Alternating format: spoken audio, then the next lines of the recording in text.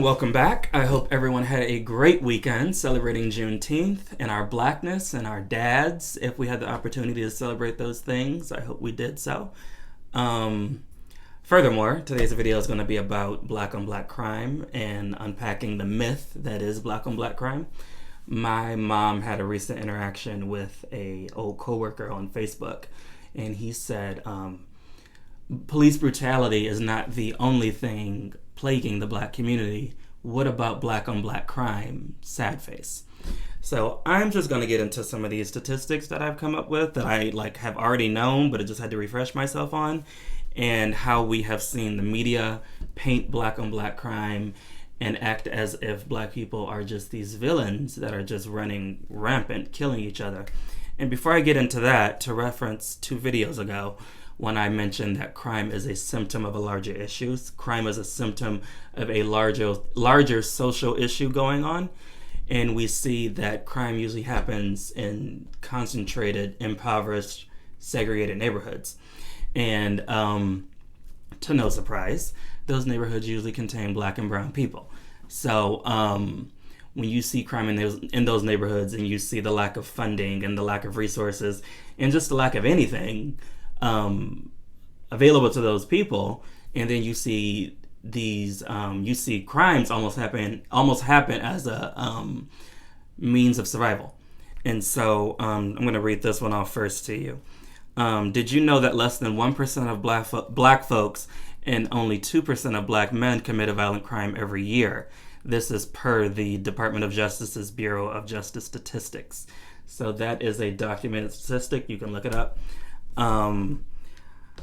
As I said, crime is usually a concentrated thing. Crime is usually located in a very specific part of the city. Like, just to give Cleveland as an example, you're not going to see crime in Westlake. You're not going to see crime in Rocky River, but you might see some crime on Superior. I mean, that's just plain and simple. And so I'm going to read this one. Did you know that poor urban whites have a higher rate of violence towards each other at a rate of 56.4 per 1,000 to poor urban blacks at a rate of 51.3 per 1,000. Also per the Department of Justice. And we see, we would never see white on white crime.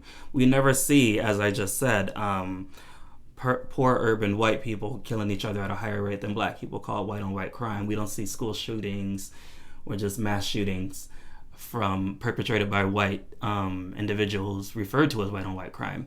It's almost as if we have come to know black on black crime as just a way to vilify and almost dehumanize the black race even further than it has already been done. And in the media, we see black men and women mugshots and just carted away in handcuffs and cars and whatever. And it's portrayed as just this epidemic of black people wildly killing each other.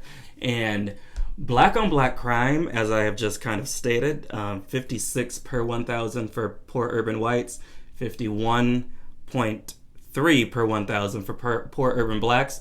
It's just crime. Black people are not killing each other because they're black, as someone in a white hood would. Black people are just committing a crime. So why is it called black on black crime? As I said, if these mass shootings are never called white on white crime, and it's never called that. That's just called a mass shooting. That's just called a crime, and that gets handled as such. And so, as I said, I'm going to just run down. It's going to be, I'm sorry if this is a bit mundane, but I just want to hit every point. So anytime someone wants to try to undermine Black Lives Matter by trying to point to black on black crime as a higher issue or as a more important issue, I want this to be a point of reference. So I'm going to give it to you. Here we are. Oh, okay. The vast majority of homicides are intraracial, meaning within the same race, with 84% of white victims killed by white and 93% of black victims killed by black people. So if we are more or less, if black people and white people are more or less killing each other at the same rate, as I said, why is white on white crime not a thing? And I don't want to be too repetitive here. I don't want to beat a dead horse, but I just want to I just want to make sure the point is getting across of just the racism that the media has almost not even, I can't even call it coded language, but just the the um the racism. I think I'll just stick with that. The racism that the media has used to embed within this black on black crime thing, to almost act as if black people are predisposed to be criminals or have a propensity for criminal behavior. And so, to go further, concentrated disadvantage in urban neighborhoods, which are often populated by black residents, undermines local collective efficacy and gravely limits the ability of residents to address serious violent problems. As a result, urban homicides largely committed with guns and perpetrated by and against young black men tend to concentrate in black neighborhoods. As I said, we see crime happen in a very specific spot. Crime is very concentrated. Crime is very rarely in, at least in America, in American society, it's very rarely spread out across the city. It's usually because housing in America is so segregated, so the crime is going to be as well. And so, let's see.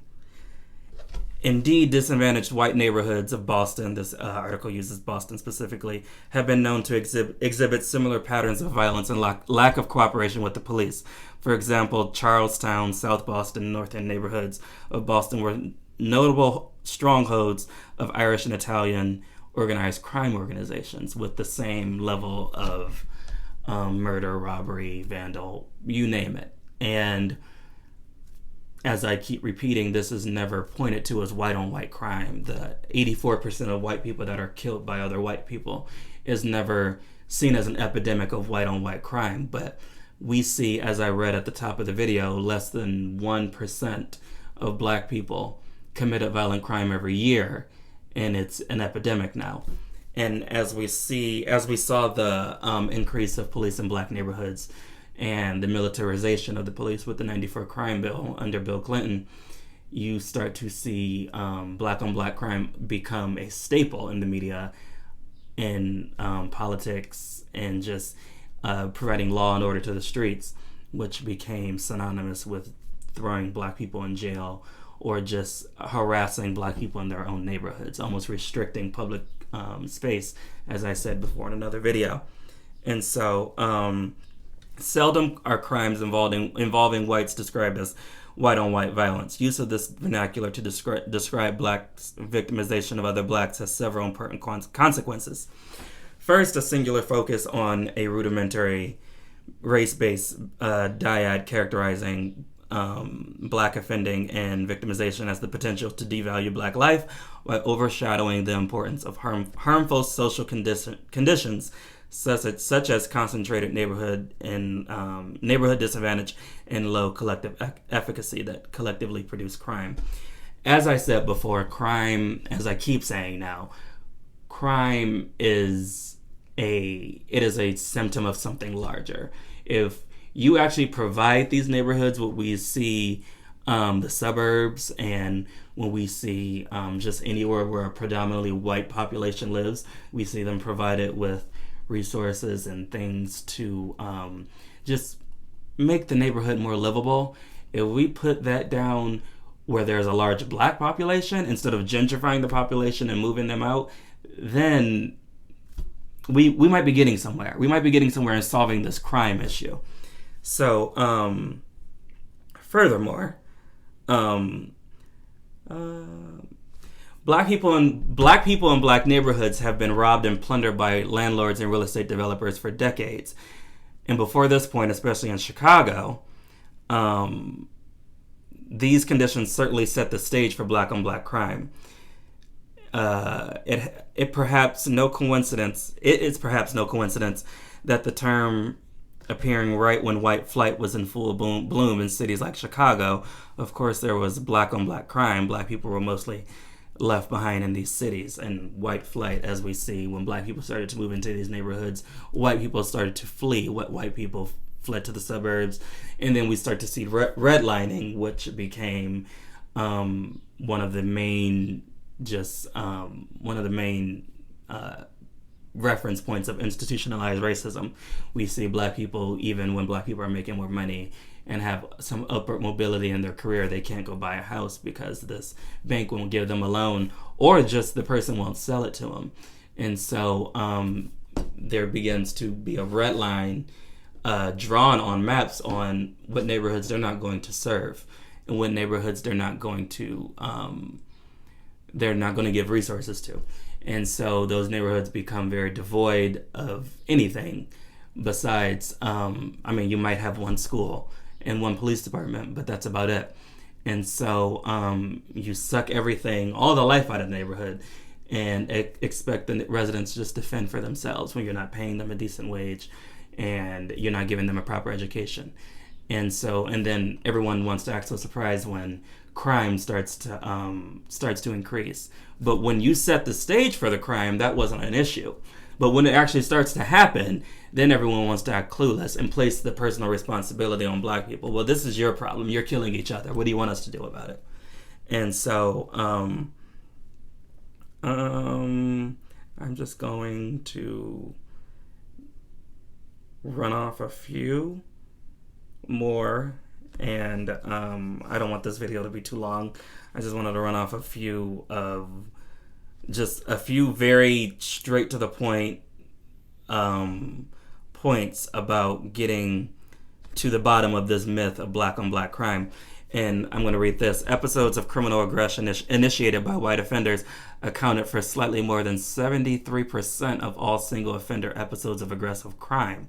And episodes initiated by black offenders accounted for approximately 27%. 72 to 27, that's about 50% discrepancy. And so that approximately 27%. So the white perpetrated criminal aggression exceeded black initiated criminal aggression at a rate of 2.7 to 1. Blacks were represented among offenders in aggressive crime slightly more than twice the representation in the nation's population. It was more than 5 times as likely that a white victim was attacked by a white offender. 5 times as likely that a white victim was attacked by a white offender than by a black offender, and nearly 7 times as likely that a black victim was attacked by a black offender. And so, and just to further my point about crime being concentrated in certain neighborhoods, 29% of the black population in America is impoverished, lives in poverty, as to 9% of the white population. And so black people are just impoverished and just oppressed at a much larger percentage rate of white people. So when we see these predominantly black neighborhoods and the crime that exists in them, and knowing that almost a third of the black population in America lives in poverty and is almost just between a rock and a hard place when it comes to crime, and then you see this epidemic of black on black crime. And of course, I'm not going to say that every single white person that says this is saying it out of ignorance and out of malice, because if you're just watching the media and you're absorbing what it gives you, then you don't know you don't know that what you're being fed is just purely racism and institutionalized white supremacy, even in our mass media. But I am making this video to say that no, this is not an epidemic, and this is not a counter argument or a justification for black people being killed by police. This is not that. This is what I make that to say. And so the history of black people being oppressed in America and being locked out of just every facet of American life. And so, and then when it comes to crime and when it comes to black people trying to make a way for themselves, and then there's a problem with that. And I'm not justifying anyone being murdered. I'm not justifying that. I'm not justifying anyone being robbed. I'm not making any light of those situations. But what I am pointing a very stark finger at is the systems that got them here. I'm pointing a finger at the institutions that have persisted for this neighborhood to stay just as broke as it was 15, 20, 25 years ago, when we have gone through three presidents in the last 25 years. So I am pointing fingers at the institutions that allow for that. And then when the media comes in reporting objectively the news, well, look at this neighborhood. It's just torn to pieces by crime. This black on black crime is out of control. Well, if you're an actual journalist, if you're actually interested in getting to the bottom of this story, you'd research the neighborhood. You look up how this got to where it's at from a sociological standing, from a historical standing, from an objective standing, which is the very foundation of journalism as we have come to know it. And so I think I'm going to leave this video there. I don't think I have any more. I think those were like the big things I wanted to say. Black on black crime, just say that. Stop trying to dehumanize and vilify black people even further than we already have been, as I mentioned. Feel free to rewind and everything, just to hear some of the statistics that I said. And feel free to read a book or read an article or read something about just how deeply rooted and institutional crime is to the systems that we live in, and how crime is a byproduct of just residential segregation, of as I mentioned, real estate executives, real estate agents, that's the word I'm looking for, real estate agents, locking black people out of certain houses, out of certain neighborhoods, I should say, out of certain parts of the city, and pushing them to live in this one area. And as I mentioned with redlining, I'm gonna give an actual definition of redlining just so we know. Redlining is a process by which banks and other institutions refuse to offer mortgages or offer worse rates to customers in certain neighborhoods based on their racial and ethnic composition. It is one of the clearest examples of institutionalized racism in the history of the United States, although the practice was formally outlawed in 1968. With the passage of the Fair Housing Act, it continues to various forms in this day. Because even when it was taken off of the legal books, then banks started to write it into their own policies. So, just read more up on that. And actually, if you are not interested in the liberation of black people, then stop trying to give advice to those who are. Save it, please. We don't need it. We don't need you coming back with black on black crime or this or that. Save it. Thank you. Stay loud, stay active, and of course, stay radical always. Stay extremely radical. Defund the police, abolish the police, abolish prisons. We are getting rid of the carceral state we live in. Thank you.